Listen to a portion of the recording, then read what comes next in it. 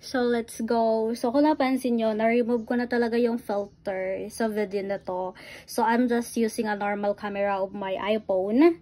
Then, naka-back cam ako or naka-back camera. So, as you can see, walang halong filter yung aking So, naiiyak yung aking pamangkin. So, just ignore na lang yung mga sound ng mga barrier dyan na background. So, just focus with my arm fit. So, ngayon talaga na araw ay busy ako at ako ay pupunta sa school. So, kakatapos ko lang maligo kanina mga 8 PM and time check right now is mag-11 na, I think so. So, mag-11 na siya at later on, after lunch, aalis na ako ng bahay. So, pinapatuyot ko lang yung aking arm fit. So, pagkatapos ko maligo, nagwe-wear ako ng sandal like this. Para naman na hindi mag-transfer yung nilagay kong deodorant cream whitening sa aking arm fit. So, ayun. So, ayun pa rin yung mga ginagamit ko na deodorant sa aking arm fit. So, ipapakita ko sa inyo. Let's go. So, ayan. So, ito pa rin yung ginagamit kong deodorant everyday pag pumapasok ko sa school kasi sobrang quick dry niya lang. At kung napansin nyo dito, 72 hours na talaga siya. So, sobrang dami ko talagang product na ganyan kasi pag mag-stock talaga ako, kung napansin nyo, sobrang dami sa likuran ko. So, ayan. So, hindi ko pa nauubos yung stock ko. Every 3 months, may bago ng packaging yung product na yan. So, just ignore na lang yung mga sobrang dumi dyan sa likuran ko kasi sobrang hirap maglinis ng kwarto, lalong-lalo mainit yung panahon, mga auntie ko. So, just focus na lang sa aking arvet kasi alam mo yan, mabango yan siya at walang putok, walang amoy kasi naligo ako, auntie ko. So, syempre, yan, sobrang bango ng kilikili ko, di ba?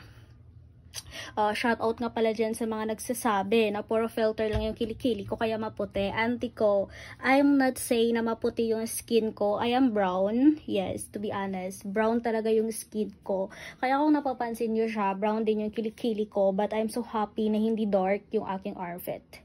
Diba? Sobrang pretty niya lang talaga tingnan kung napansin nyo. Ay! Kaganda! Uy! Sobrang naka-pretty ang imong outfit. I'm so proud. So, malapit na ako mag-graduation mga auntie ko, sa mga supporters ko, at sa mga followers ko. So, maybe isa-shave ko yung aking outfit or magwa-wax ako. Kasi, alam mo yun, kailangan ko mag-wearing ng sando na Pilipiniana tapos mayroong sablay here. So, syempre, makikita yan ng mga professor ko sabihin, oh my gosh, you're a graduating student but your outfit is so yucky. Hindi, ayaw ko naman ng ganun, te.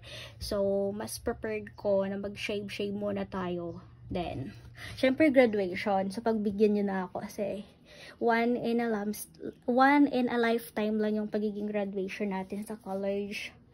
Tapos, pagpapahaba ulit tayo. Mabilis lang yan maghaba yung armpit ko. I'm so happy naman sa armpit ko kahit lagi ko siyang sinishave. Yung tubo ay hindi kulot. Hindi nagtatampo. Kahit i-zoom mo pa yan, diba? Sobrang pretty pag naka-zoom. Straight pa rin talaga yung hair niya. Or yung buhok. Ay! Ka-pretty. Uy, sino ba yan siya? Importante man talaga, auntie ko. Wala tayong putok. So, ganyan. Para matuyot siya. Later on, magpapalit na ako ng aking uniform pang school. Ayan. So, medyo nataba na tayo, auntie ko. Medyo nalubog na yung aking strap ng bra. Pero, okay lang yan. Nagiging pawisin talaga ako ngayon. Nung parang nagkaroon ako ng taba-taba sa katawan ko, nagiging pawisin yung auntie nyo. Huwag kayong mag-alala kahit pawis yan. Walang baho ang kilikili.